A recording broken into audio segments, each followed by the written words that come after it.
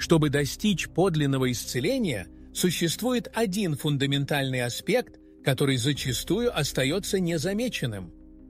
Глубокие размышления на эту тему принадлежат видному исследователю и ученому, перу которого принадлежит не один десяток книг, раскрывающих сложные взаимосвязи мира. Среди множества интригующих тем, к которым обращался этот мыслитель, особое место занимали новаторские методики восстановления здоровья. Он твердо верил, что человек обладает внутренней способностью самостоятельно преодолевать любые недуги, и сейчас будет представлен его уникальный подход к этому вопросу. Ученый был убежден, что Солнце – это не просто источник света и тепла, посылающий нам свои лучи, но и мощнейший генератор электромагнитных излучений. Эти невидимые, но всепроникающие волны, в свою очередь, оказывают колоссальное влияние на электромагнитное поле, окутывающее всю нашу планету. От состояния и характеристик этого глобального поля напрямую зависят развитие и репродуктивные способности всех живых организмов, включая даже самые мельчайшие и вредоносные сущности, такие как патогенные бактерии, грибки и вирусы. Следовательно, если удастся создать для болезнетворных микроорганизмов крайне неблагоприятные условия существования, их развитие неминуемо замедлится, а затем и вовсе остановится. Со временем эти микроорганизмы утратят свою жизнеспособность и погибнут, что позволит организму человека полностью восстановиться и вернуться к здоровью. Однако существует и обратная сторона этого явления.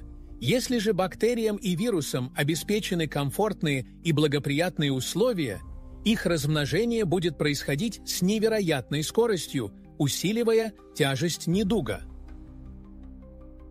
Примечательно, что данный исследователь не был единственным, кто придерживался столь смелой и проницательной теории. В подтверждение этой концепции даже проводились серьезные научные изыскания. В качестве одного из наиболее ярких примеров он часто приводил эксперименты ученого-геолога Крейна. Тот провел серию тщательно спланированных исследований, в ходе которых он искусно создавал контролируемое искусственное магнитное поле. После формирования этого поля ученый с беспрецедентной внимательностью наблюдал за всеми живыми организмами, помещенными внутрь него. Это были бактерии, мыши и даже моллюски. Результаты оказались поразительными и наглядно демонстрировали глубокое влияние магнитного поля. Все подопытные организмы без исключения проявляли заметную вялость, а скорость их жизненных процессов сокращалась в невероятные 15 раз. Через некоторое время у мышей были зафиксированы серьезные нарушения обменных процессов и даже морфологические изменения в тканях. По словам исследователя, это неопровержимо доказывает, что магнитное поле обладает способностью оказывать мощное воздействие на все без исключения живые организмы. В дополнение к этим данным он также ссылался на результаты опытов таких выдающихся мыслителей, как Константин Циолковский и Александр Чижевский, чьи работы лишь подтверждали эту удивительную взаимосвязь. Исследователи не только занимаются непосредственными изысканиями, но и тщательно изучают исторические хроники, уделяя внимание поиску неочевидных взаимосвязей и закономерностей между событиями прошлого. В этих изысканиях особое место занимают опустошительные эпидемии минувших веков, унесшие бесчисленные человеческие жизни. В частности, пристальное внимание Валерия привлек случай эпидемии чумы, разразившейся во французском городе Нарбонн в 582 году. Примечательно, что это грозное заболевание, несмотря на свою разрушительную силу, охватило лишь сам город и его ближайшие окрестности, не выходя за эти пределы.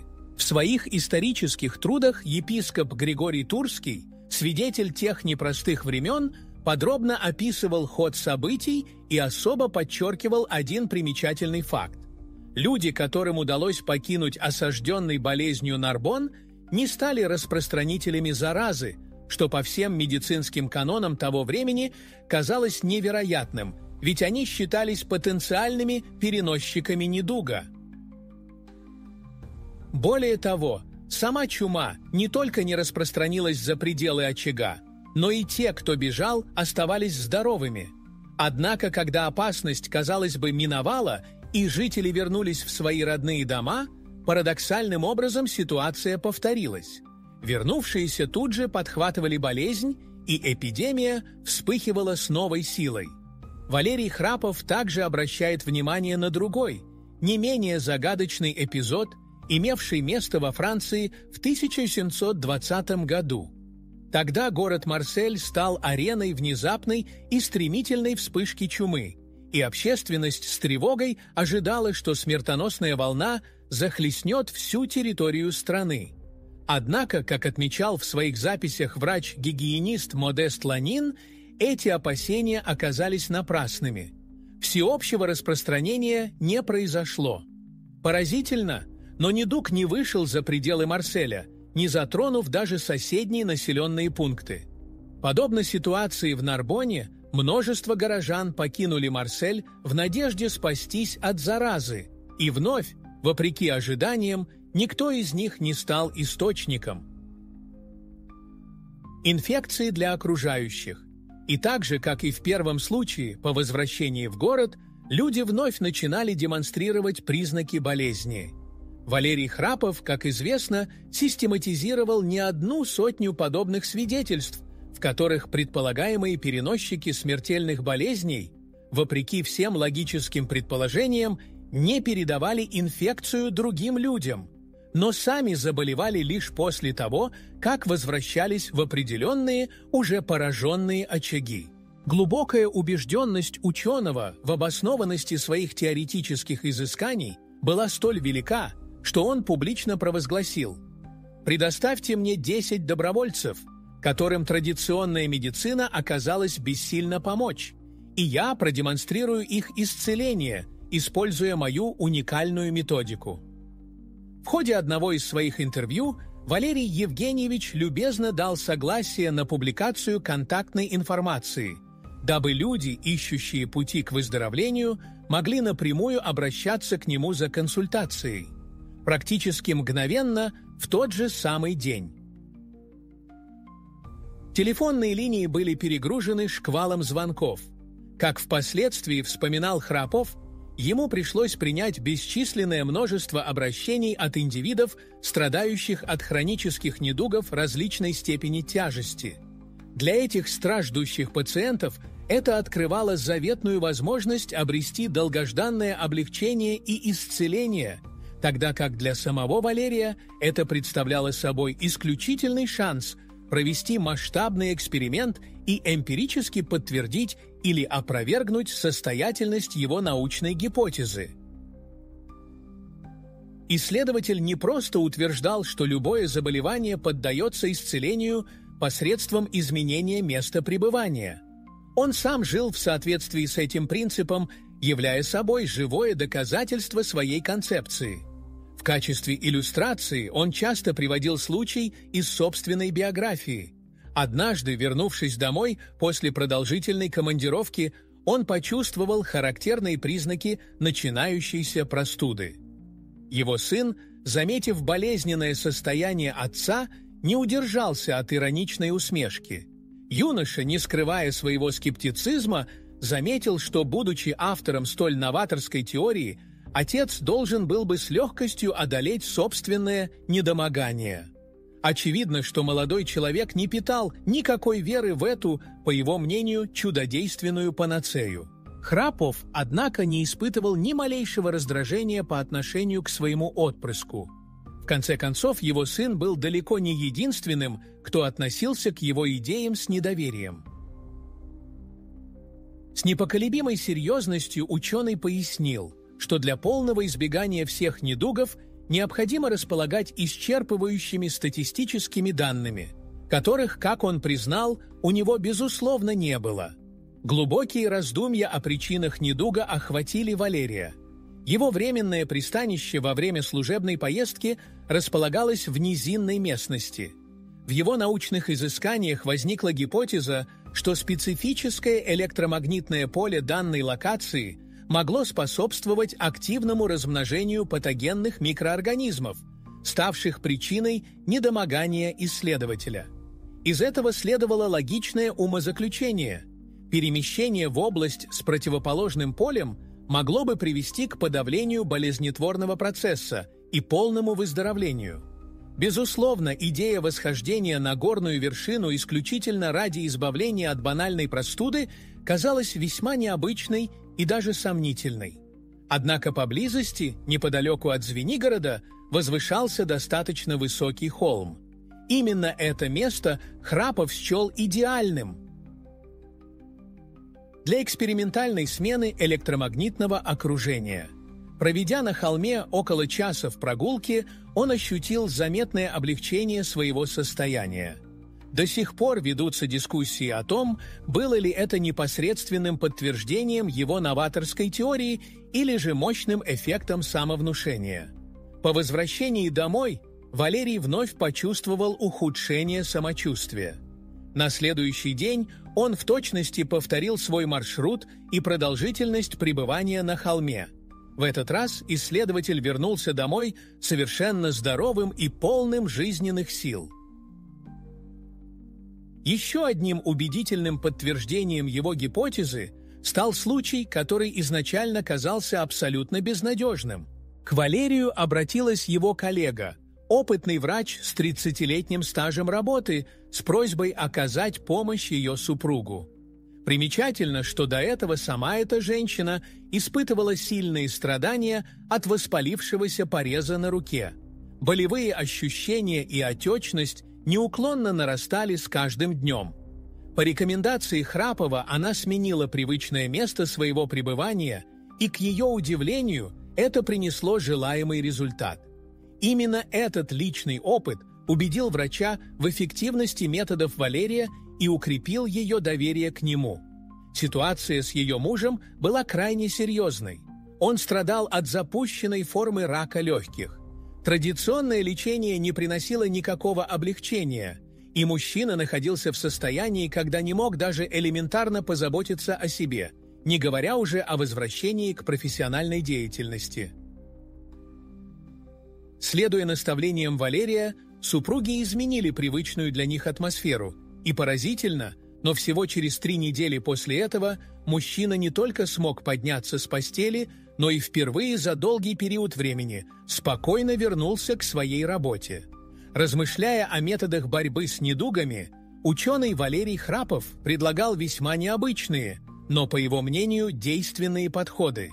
По словам Храпова, для избавления от легких недомоганий, таких как обычная простуда, порой достаточно было лишь на несколько часов покинуть привычное место обитания.